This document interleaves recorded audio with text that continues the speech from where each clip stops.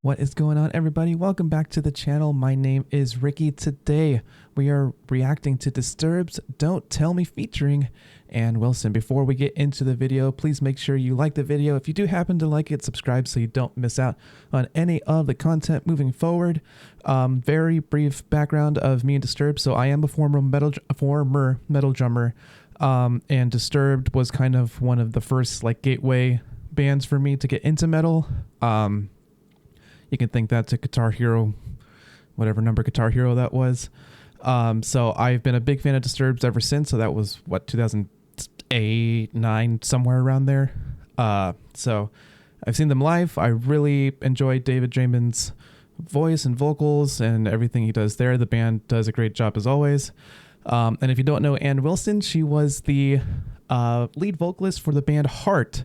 So if any of you are familiar with the band Heart, you know that Ann Wilson has some big old power in the vocal cords of hers. So I'm very curious to see what direction they take here.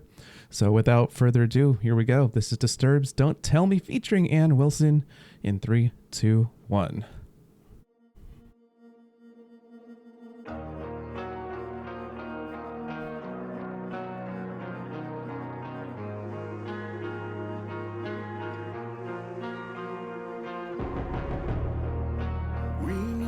Should turn and just walk away. Ooh.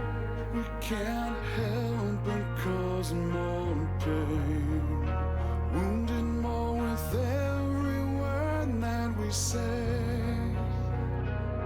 The memories remain. Okay, I know we're gonna probably get into a chorus here in just a second. David's cleans, kind of the soft clean voice, kind of his head voice kind of area that he's in, is one of the most satisfying sounds in the industry.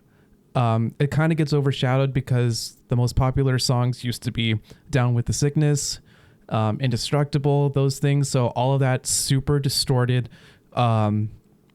almost into scream territory that he does with his vocals, and usually very percussive. You didn't really get any glimpses of this style as singing. Well, the second album, I believe, had a good amount of it in it, but for some reason it didn't quite take off. Like, that album didn't quite take off as much as I think it should get credit for. But it really came into light when they released Sound of Silence. And so kind of the general population who maybe don't know Disturbed's background, or if they do, they only know a couple of songs, didn't know that David had that kind of sound in him. So his breath control is otherworldly, and his control, his kind of like, I don't even know how to explain it. It just seems like a different voice almost, but with the same tone. It's so, I love it so much. Going back up just a second. Memories remain. Here we are once again, questioning the end. Am I supposed to let you go? Don't tell me now that you hate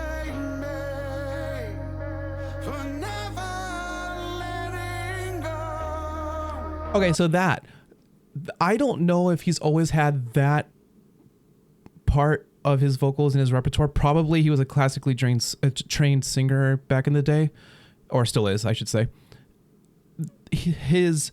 There was a clean sound there, but with rasp, not distortion, which they're almost one and the same. You could get them confused, but he didn't have the rasp in the previous section, in the verse section, and then in this chorus, he knows how to control it. So he's just like, I'm just gonna put a pinch of rasp in there just to give it some texture, and it's my goodness.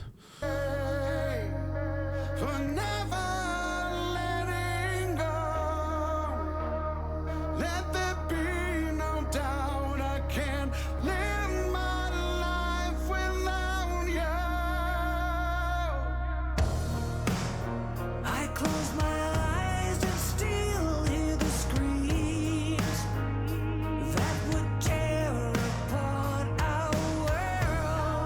I keep reliving everything. I can't believe how much this hurts. Here we are, once again, still questioning the end. Okay, I have to bring this up just because, sorry, we pause a lot on this channel just to do a little bit of musical analysis. Something that is so intriguing to me and can be seen as kind of incorrect, but I know this is a stylistic choice that they made. Some of the vowel choices between Anne and David are not identical, and if you were like in a tip, I can never speak. I don't know why I do these videos. In a typical like choir setting, you kind of want every vowel to sound the same as the person next to you, just so that it's one cohesive sound. But because obviously there are two individual different types of singers, their vowels are just slightly different, and it gives it a little bit of uneasy almost because it's not perfectly in sync. And I actually really like that, and it's just a little nuance there. I know that it's a choice because both of them, I'm pretty sure, are classically trained. So if they wanted to match vowel sounds, they could have if they wanted to, but they didn't. Here we are, once again, still questioning the end. How can I let you go? Don't tell me now. Oh, harmonies.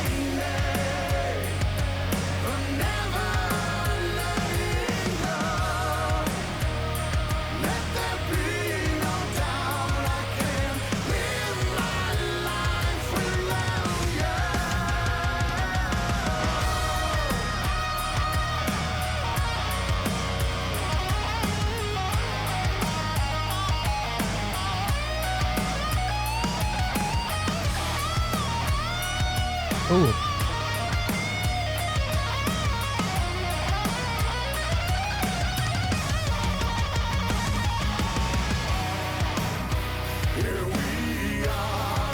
Once again, still questioning the end. How can I let you Yep. go?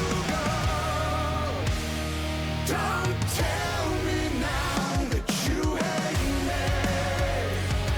I'm never letting go. Let there be no doubt I can't live my life without you. Don't tell me now that you hate me, because I don't wanna let you go. It's like living hell for me to live my life without you.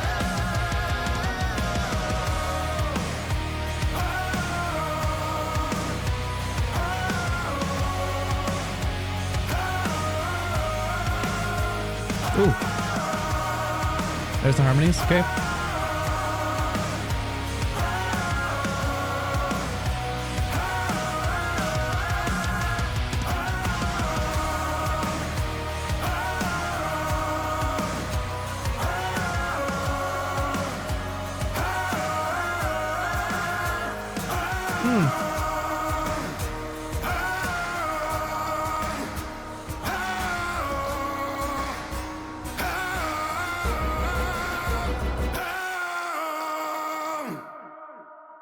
That was a very interesting direction they took there at the end. So obviously with kind of the fade out at the end of the song, all of the instrumentation and even the drum sound was kind of fading away or changing.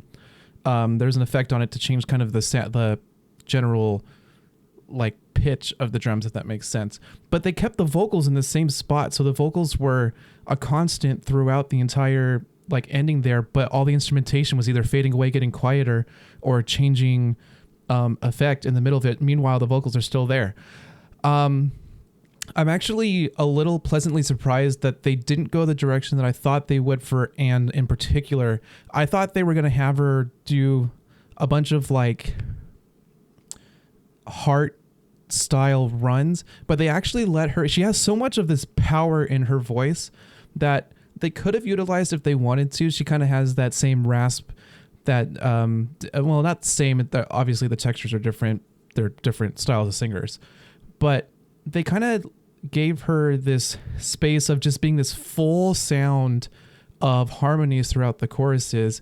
And it really just, I don't know, it perfectly just kind of caresses around David's melodies. I don't even know if that made any sense to you guys, but she was more used as a choir setting backup singer almost, but she has so much like control and breath control over her voice that it just fulfills the entire spectrum of sound.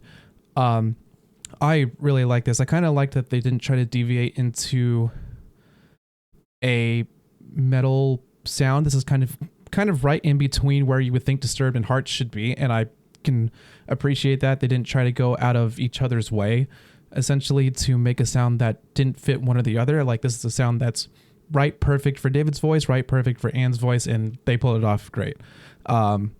And that's a song that if you heard that in an amphitheater, you got 10,000 people singing that melody. So that melody will catch on if it hasn't already. All right, guys, that's going to do it for today's video. Again, if you did like it, make sure you like the video below. Subscribe. We're so close to 1,000 subscribers, which is absolutely insane. I can't thank you guys enough for the support.